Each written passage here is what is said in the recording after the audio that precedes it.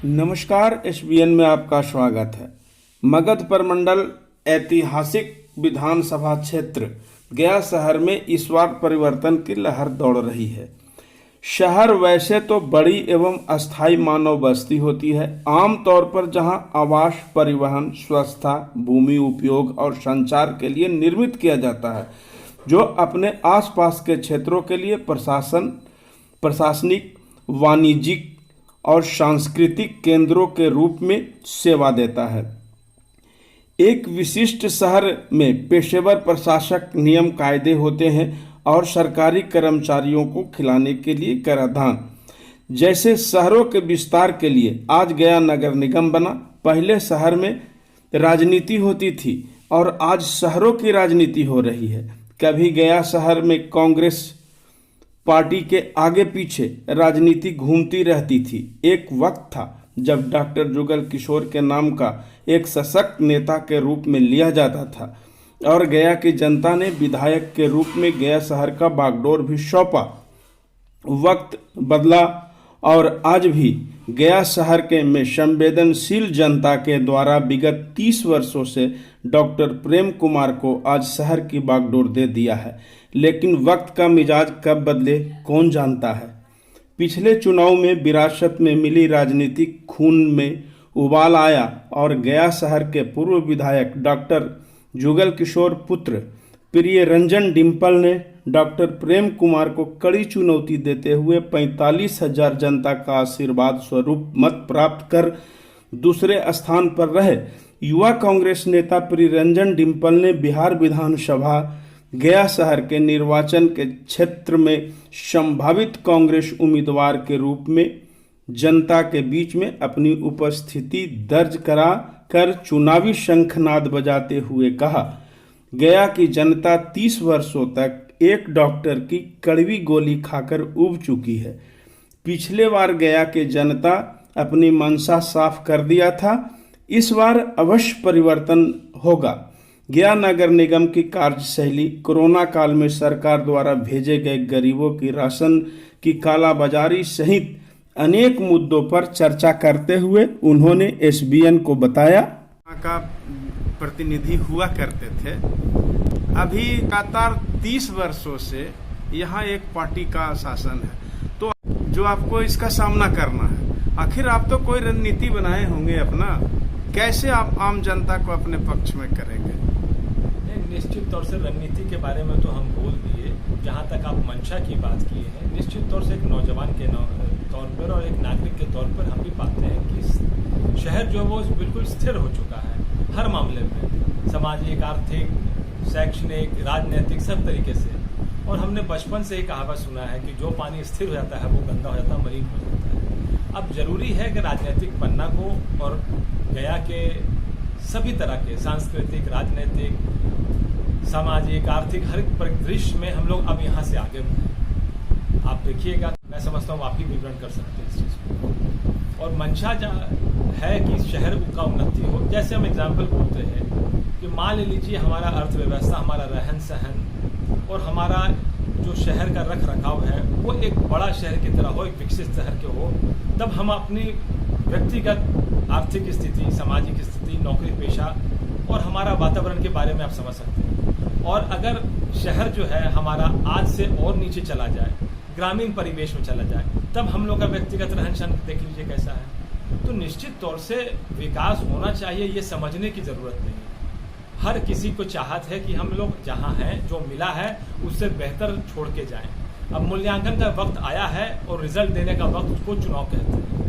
अब चुनाव आ रहा है और गया और खास करके गया विधानसभा के लोगों से हम अपील करेंगे कि निश्चित तौर से सोच समझ के अपने मत का अधिकार का प्रयोग करें और एक बेहतर गया, बेहतर कल, बेहतर भविष्य के लिए चुनाव करें, जहां हम लोग और विकसित गया को हम देख सकते हैं। वंदे भारत के तहत सबको यहाँ लाया जा रहा है। आम पब्लिक को खासी परेशानी हो रही है।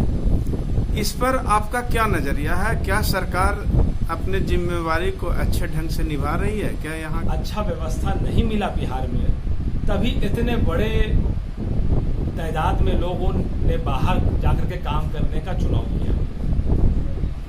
और बदहाली हो गया कोरोना की वजह से, इसमें कोई भी अछूता नहीं है। मैं भी अछूता नहीं हूँ, आप भी अछूता नहीं है। कोई भी संसार का जो भी एक ऐसा फिनोमेना आ गया कि कोई भी कोरोना के महामारी से अछूता नहीं है। भले उनको इन्फेक्शन ना हो अलग बात है, कहने का मतलब उस वातावरण के वजह से हम लोग हताहत हुए हैं। और निश्चित तौर से जो निम्न आय वर्ग के लोग थे, हमारे नागरिक थे, उनको सबसे ज्यादा प्रभाव हुआ कोरोना के महामारी के दौरान, अभी हो भी रहा है।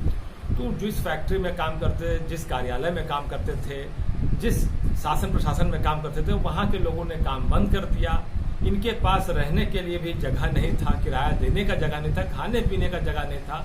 तो निश्चित तौर से पैतृक जगह और पैतृक गांव में जाने के लिए लोग सोचे, जिसमें बिहार और बिहार का बहुत सारा गांव है, लौटना चाहे, उसी के आपाधापी में लोग आए हैं। लेकिन सरकार की मंशा बिल्कुल अच्छी नहीं है।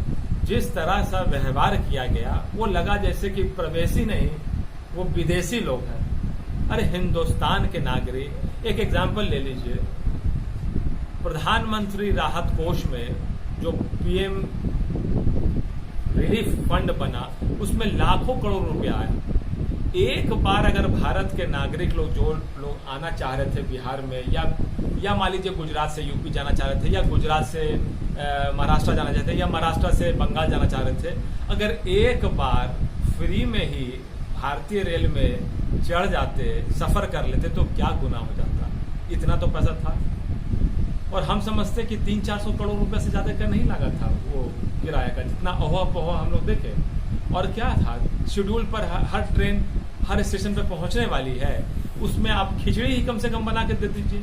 जो गर्भवती महिलाओं को दिक्कत हुआ, बच्चों को दिक्कत हुआ, आम नागरिक को दिक्कत हुआ, पानी पिए बिना बदहाल हो गए, ये अच्छी बात नहीं है। हम इसको बेहतर तरीके से कर सकते थे। इसको गरीबों के नाम पर सरकार की ओर से इतना फंड आया, राशन आया, कपड़ा आया, मास्क आया, साबुन आया, क्या आपको लगता है कि ये सारा चीज आम पब्लिक तक पहुंच पाया? निश्चित तौर से हम तो कहीं देखे नहीं है। और जहां तक मास्क और सैनिटाइजर और साबुन का बात है, हम करोड़ों में परचेजिंग है, इवन जिला में भी, लेकिन पता नहीं कितना वितरण हुआ मालूम नहीं।